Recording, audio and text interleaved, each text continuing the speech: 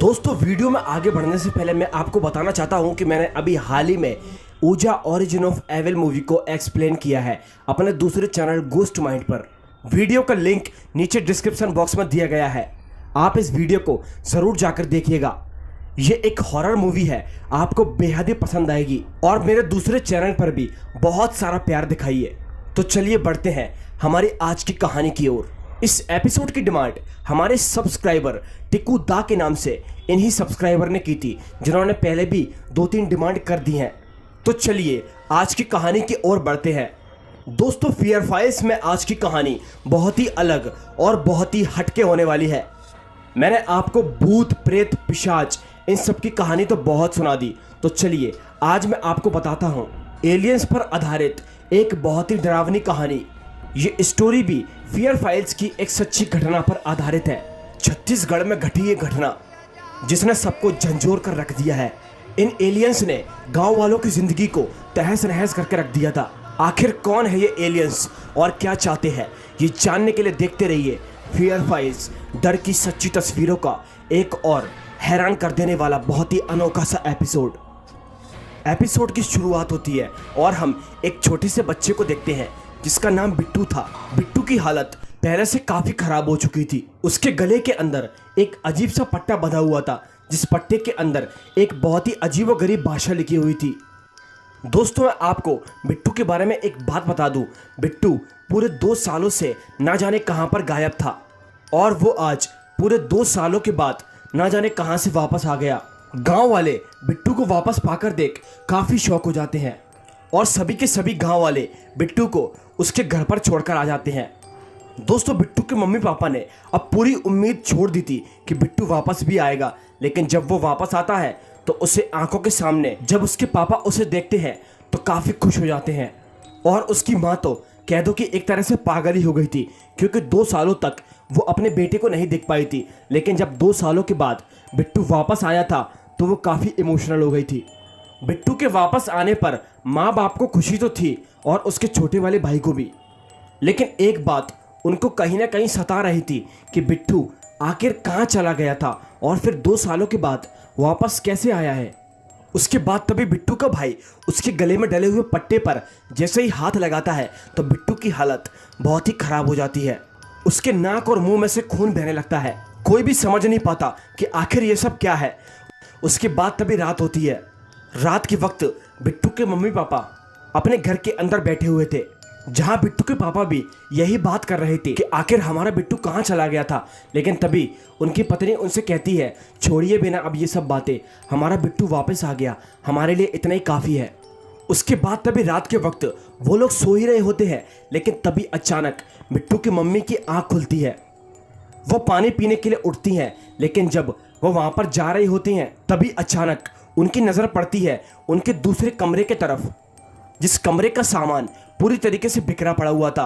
वो ये सब देखकर काफ़ी चौंक जाती हैं और फौरन ही बिट्टू के पापा यानी कि अपने पति को उठाने के लिए जाती हैं। वो उन्हें उठाकर ये सब उन्हें भी दिखाती हैं, तो कोई भी समझ नहीं पाता कि आखिर ये सब कैसे हुआ। उसके बाद फिर सुबह होती है। सुबह बिट्टू की माँ उसको नहलाने के लिए लेकर आती है, लेकिन तभी अचानक वो देखती है उसके शरीर के ऊपर कुछ अजीबोगरीब तरह के निशान बने हुए थे और बिल्कुल सेम निशान उनके घर के अंदर भी थे। उसे कुछ भी समझ नहीं आता कि आखिर ये निशान कहाँ से आए। और तभी वो जैसे ही बिट्टू के गले में बंधे उस पट्टे की तरफ हाथ लगाने की कोशिश करती है, तभी अचानक बिट्टू के अंदर एक अजीब सी पावर आ जाती है और तभी बिट्टू अपनी माँ को ही नुकसान पहुँचाने की कोशिश करता है। ऐसा लग रहा था जैसे कि कोई अद्भुत शक्ति ने बिट्टू को अपने कब्जे में कर लिया हो, लेकिन थोड़ी देर के बाद वो नॉर्मल हो जाता है। दोस्तों उसके बाद तभी रात होती है। रात के वक्त बिट्टू के मम्मी पापा बिट्टू के छोटे भाई के साथ सो रहे थे, लेकिन तभी अचानक गई रात को बिट्टू वहां पर आता है, जो कि पूरी तरीके से एलियंस के कब्जे में था। बिट्टू वहां पर आकर अपने छोटे भाई को उठाता है और उसे अपने पास बुलाता है और उसका छोटा भाई उसके पास भी आ जाता है। दरअसल ये सब उसी एलियन की शक्ति करवा रही थी।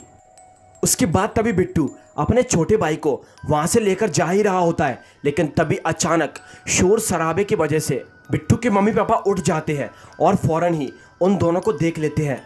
और तभी बिट्टू कुछ बहाना लगा देता है कि मुझे नींद नहीं आ रही, इसीलिए मैं आपके पास आ गया हूँ। उसके बाद तभी बिट्टू के पापा उसे अपने साथ सुलाने के लिए लेकर चले जाते हैं। उसके बाद फिर हम दो साइंटिस्ट को देखते हैं जो कि एक छोटे से बच्चे की तलाश कर रहे थे। उसके बाद तभी वो एक बूढ़े आदमी से पूछते हैं उसी छोटे बच्चे के बारे में। तभी वो बूढ़ा आदमी उनको बिट्टू के बारे में बताता है और उनसे कहता है कि बिट्टू पूरे 2 सालों के बाद वापस आ चुका है। जहां वो साइंटिस्ट बिट्टू के बारे में पूछते हैं कि आखिर बिट्टू कहाँ रहता है, और तभी वो बूढ़ा आदमी बिट्टू का एड्रेस बता देता है। दोस्तों, उस बूढ़े आदमी की गर्दन पर वही अजीब सा एक निशान था। जब वो साइंटिस्ट उससे पूछती है कि आखिर ये निशान कहाँ से आया, तभी वो बूढ़ा आदमी आसमान की तरफ इशारा करता है। उसके बाद तभी और भी गांव वाले बिट्टू के पापा के पास आते हैं और उनसे ये पूछते हैं कि आखिर तुम्हारा बेटा बिट्टू 2 साल के बाद वापस कैसे आया। अगर इस बात का पता चल जाएगा तो गांव के और भी बच्चे वापस आ जाएंगे, क्योंकि दोस्तों बिट्टू के साथ साथ कुछ और भी बच्चे गांव के गायब हो चुके थे। जहां सरपंच जी उनसे ये कहते हैं कि मैं आपको पता करके बता दूंगा। उसके बाद तभी रात के वक्त बिट्टू के मम्मी पापा उसको सुलाकर अपने कमरे में चले जाते हैं, लेकिन तभी उसी रात को वहां पर एक एलियन बिट्टू के पास आता है। पता नहीं वो एलियन न जाने बिट्टू के साथ क्या करता है। उसके बाद तभी इस सब की आवाज़ को सुनकर उसके माँ बाप उठ जाते हैं और फौरन ही बिट्टू को देखते देखते उसको आवाज़ लगाते लगाते उसके कमरे की तरफ बढ़ते हैं।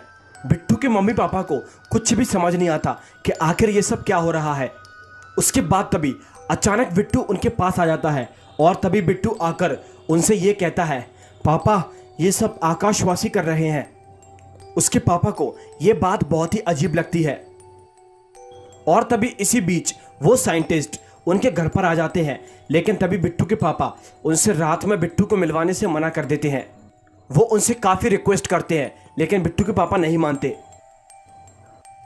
उसके बाद तभी सुबह होती है और सुबह वो साइंटिस्ट उनके घर पर आ जाते हैं, जहां बिट्टू की माँ बिट्टू को खाना खिलाने की कोशिश करती है, लेकिन बिट्टू उस समय भी बहुत ही अजीबोगरीब प्रकार की हरकतें कर रहा था। उन एलियंस ने बिट्टू के ऊपर पूरी तरीके से अपना कब्जा जमा लिया था।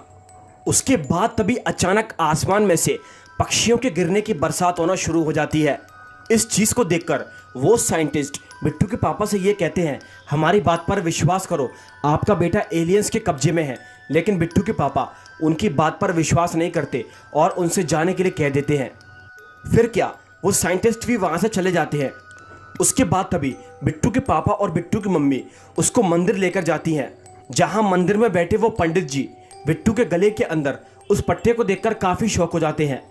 और जैसे ही वो उस पट्टे को निकालने की कोशिश करते हैं, तभी अचानक बिट्टू के अंदर वही एलियंस वाली पावर आ जाती है, जहां पंडित जी भी काफ़ी डर जाते हैं, क्योंकि बिट्टू उनको नुकसान पहुंचाने की कोशिश कर रहा था।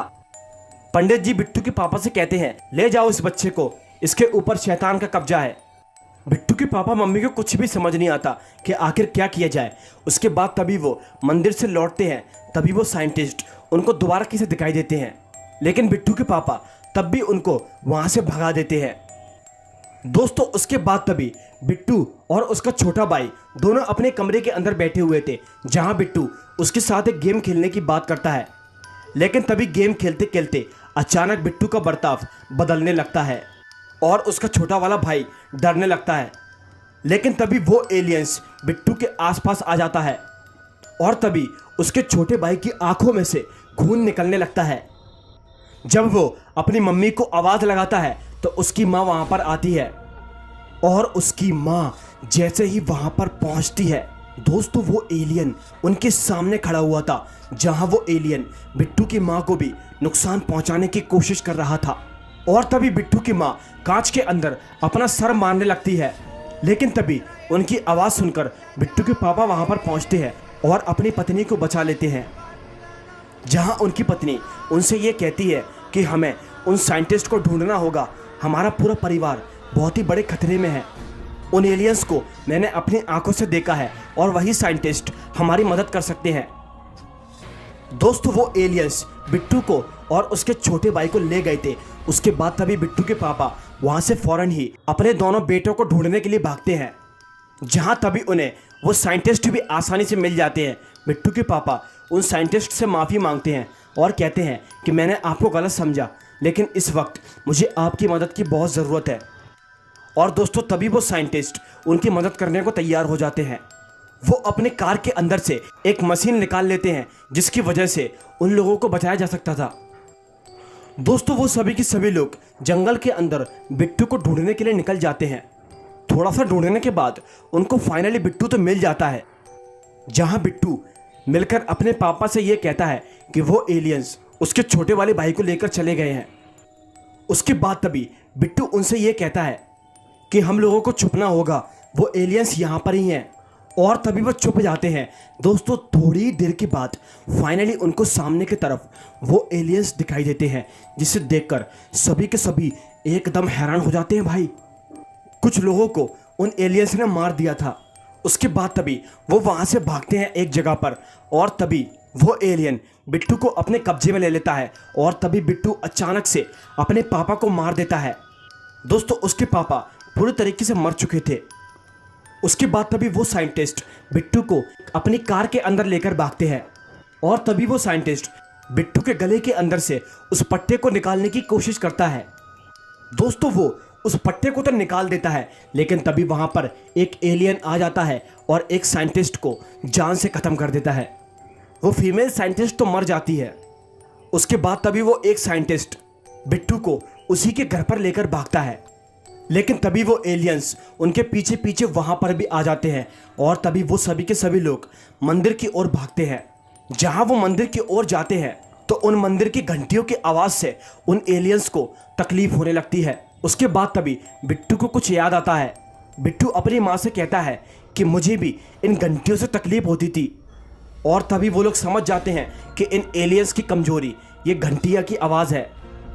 उसके बाद तभी वो सभी के सभी लोग ज़ोर ज़ोर से मंदिर की घंटियों को बजाना शुरू कर देते हैं, और इसी के साथ साथ उन एलियंस का अंत हो जाता है। उसके बाद तभी उन लोगों को बिट्टू के पापा की और उसके छोटे भाई और उस साइंटिस्ट की आत्मा दिखाई देती है। दोस्तों उन साइंटिस्ट ने अपनी मौत की कुर्बानी को देकर एक छोटे से बच्चे की जान को बचा लिया। बिट्टू को अपने पापा की मौत का काफ़ी दुख था। इसी के साथ साथ इस एपिसोड का दी एंड हो जाता है। तो दोस्तों आपको फियर फाइल्स की ये कहानी कैसी लगी मुझे नीचे कमेंट सेक्शन में ज़रूर बताइएगा। और वीडियो अच्छी लगी तो लाइक शेयर, तो चैनल को ज़रूर सब्सक्राइब करें। तो चलिए हम मिलते हैं आपसे फिर किसी एक नई कहानी में। तब तक के लिए बाय एंड सी।